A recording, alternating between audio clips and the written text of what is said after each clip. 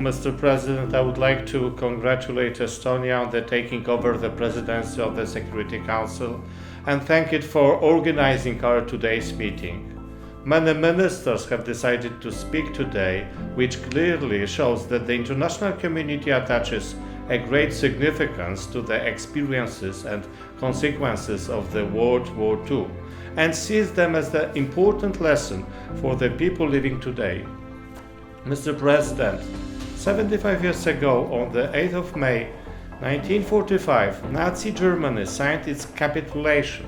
6 years earlier, in 1939, Poland had fallen victim to German invasion on the 1st of September and then the Soviet attack on the 17th of September. As a result of war, Poland lost 6 million people, including 3 million citizens of Jewish origin who perished in the Holocaust.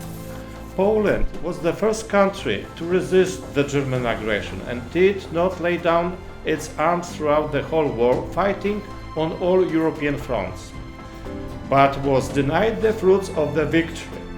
As a result of the Yalta Agreement, Poland, along with other Central and Eastern European countries, was made part of the Soviet Union's sphere of influence.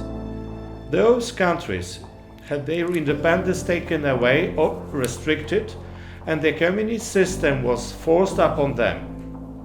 It was only after the victory of solidarity and the Velvet Revolutions in the 1989 that Central and Eastern European countries could fully regain their sovereignty.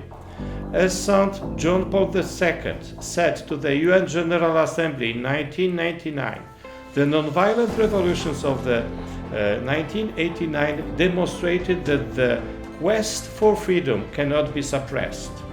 Mr. President, the United Nations was created 75 years ago to protect humankind against genocide, ethnic cleansing, and religious persecution. This was also Poland's priority during the membership in the UN Security Council in 2018-2019, as well as during our term in the Human Rights Council. Unfortunately, we still have to face up to military aggression and revision of borders. Georgia's foreign minister has spoken recently about the occupation of Abkhazia and South Ossetia, which is the blatant violation of the country's sovereignty and territorial integrity.